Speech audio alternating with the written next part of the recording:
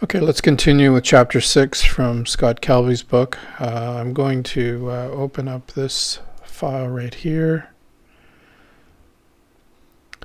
And the effect I want to do here is to desaturate everything in the image except the flowers. So I'm going to use an adjustment brush for that, shortcut letter K. And I'm going to zero the different sliders here, but reduce the saturation down to 0 or down to -100 so there's no color. So when I paint, however, what you also need to notice here is the density in the brush. So this one was from a previous brush I was using. I need to bring this up to 100 so you can see that it really has the full effect of reducing the color. So I'm just going to, and I have auto mask turned off here. So I'm just going to come around to the larger area first.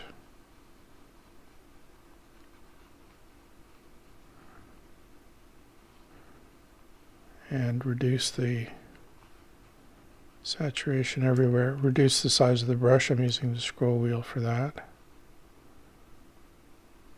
Reduce the saturation everywhere else. Now it's going to be virtually impossible. I'm going to turn on the auto mask, but it's going to be virtually impossible to select every little piece here. So it's really just making sure I don't desaturate the yellow flowers as much as possible.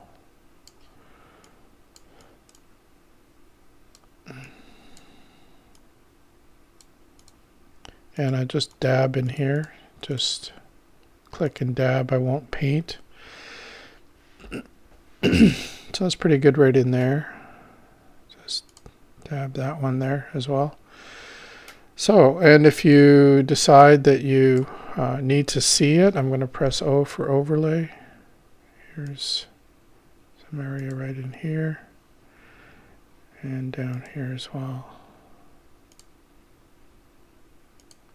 to make sure I capture the areas that are important. Okay, so that's to desaturate everything and highlight the bouquet of flowers. I'll reset this, take me back to the original file, and I'll reset my effects. So make sure my density is 100. This time I'm going to reduce the background. I want to create kind of a spotlight effect here, so I'll bring the exposure down, bring the brush up, and I'm going to simply paint. One way to do this is to paint everything. Oh, I should turn off auto mask. Press A. So everything is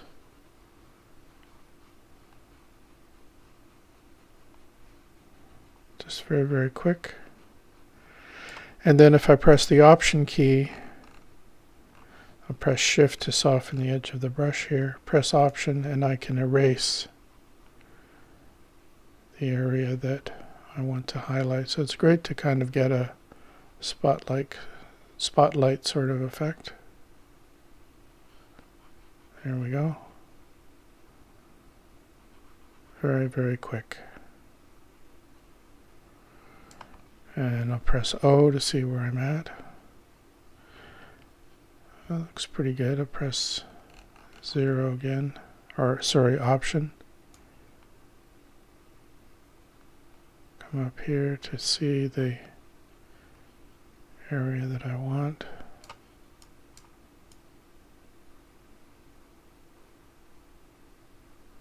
Pressing O again, and a little bit of a halo-y thing here. If I reduce the density, then when I paint in here, it reduces the, bring this in here.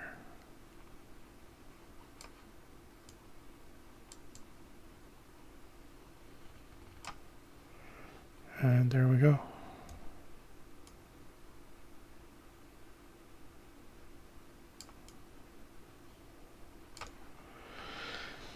Okay. Okay, now let's move along to the next image here, this one. And this is going to be a retouching job that we'll do in Lightroom. Again, we're in Chapter 6. So the first tool that we're going to use here is the spot retouching tool, right up here, or the letter Q, which will toggle this on.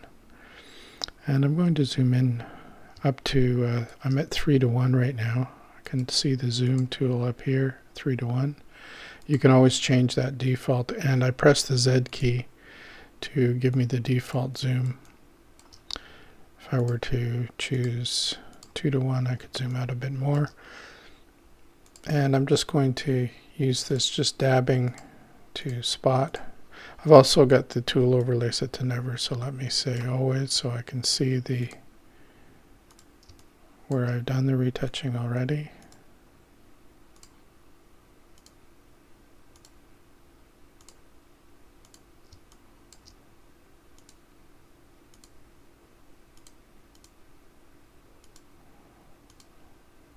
Okay, taking care of some of these blemishes.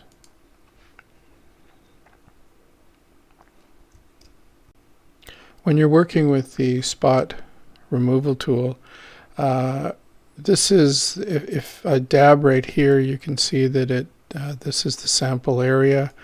You can move that around. You can shift the area. You'll see right in here how that changes. You might not be able to see it on the video. You can also change the size of the spot after the fact. Just get the cursor so it shows this vertical line, and then go left and right, and you can make it larger or smaller. The other factor of this tool that came in Lightroom 5 is the fact that you cannot just, it's not just a circle anymore, you can paint with it. And so I'm pressing spacebar now to move the hand around. You can use this tool now to reduce wrinkles. So with this tool, I can now simply paint in here underneath her eyes. Paint a section, and you'll see that the sample area is there. If you don't really like where it is, I like to move it right underneath. See where this one goes here. And I don't like that area, so I'll move this over here. A little bit of an edge right there. We'll take care of that with skin softening. Okay, remember when using this tool, the spot retouching tool, there is the opacity slider right here, so we can reduce the effect of the wrinkle removal. If you were retouching an older person, you would reduce the amount rather than have the full softening. It looks unnatural. Okay, let's move on. We're going to use the I'm going to use the skin softening brush right now. It's an adjustment brush, letter K. In the presets right down here, there's soften skin, so I'm going to choose that. And I'm going to use that to simply paint in here to soften the skin.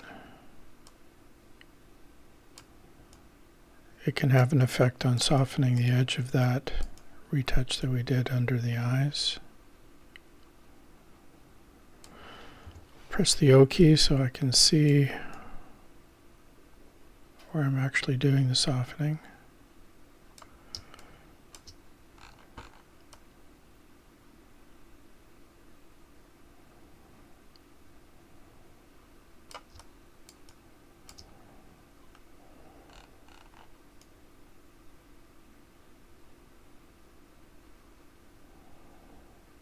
I find the O key very handy because I like to see where I'm actually painting.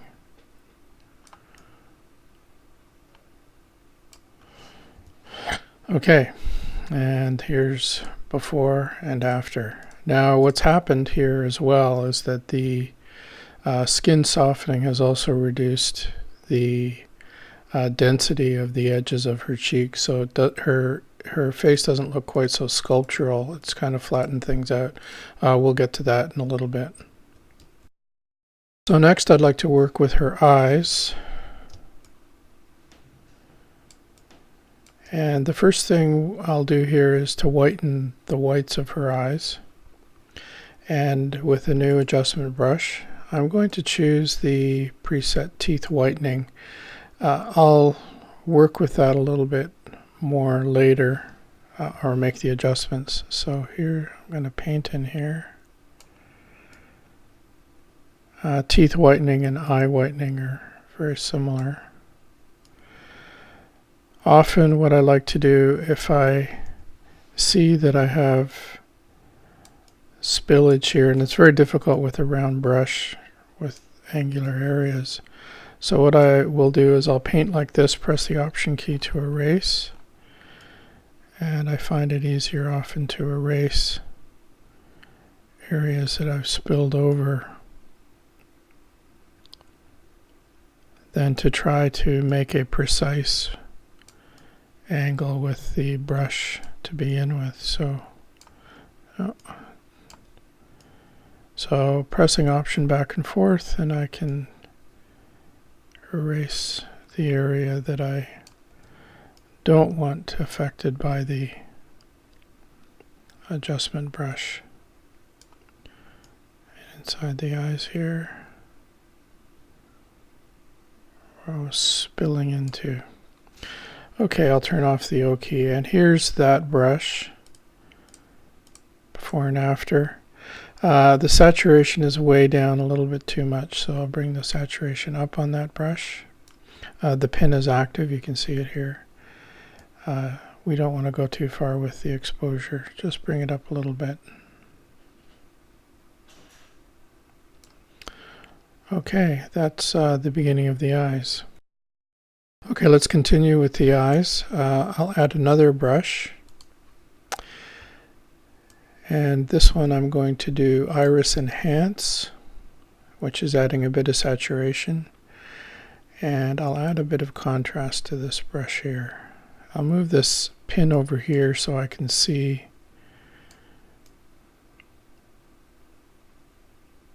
the effect that I want.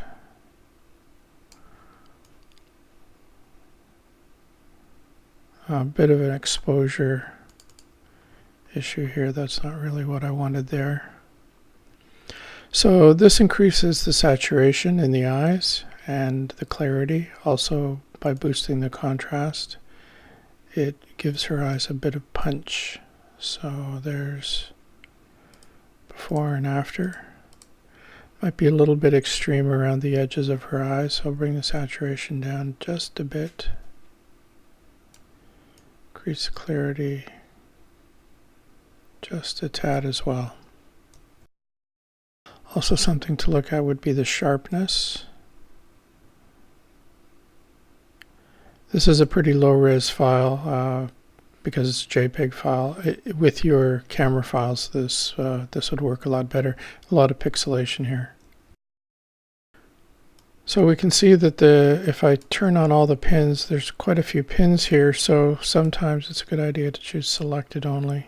So the cursor will change to a hand, and you can find the different pins that way.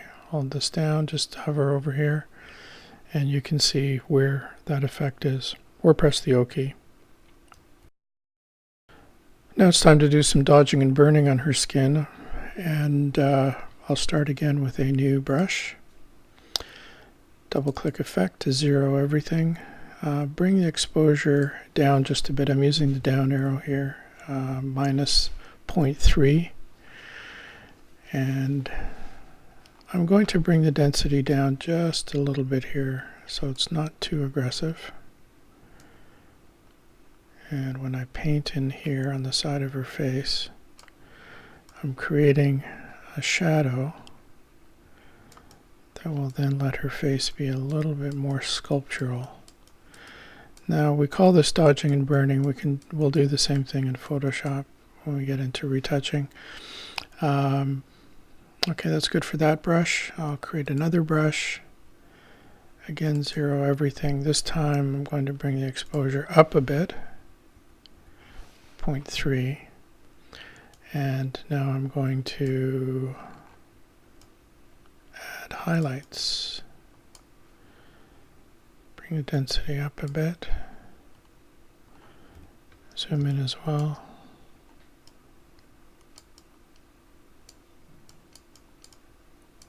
And it's in creating these contrasts between light and dark areas that will help define and sculpt the face.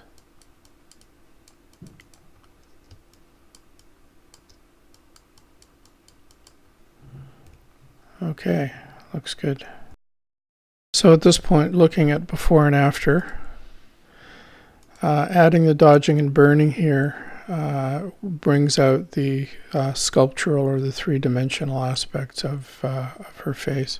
I see I've missed some blemishes here, so I'll go back to the spot tool.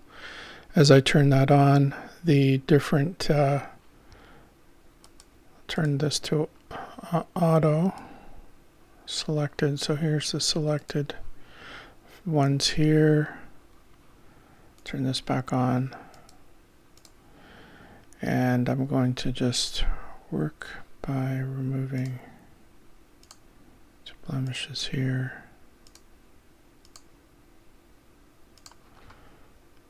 Okay, there we go. I'll reduce a bit the contrast in the eyes. It looks a little bit too extreme there as well. So pressing K, turn on all my pins. I can find the eye by just simply holding over here.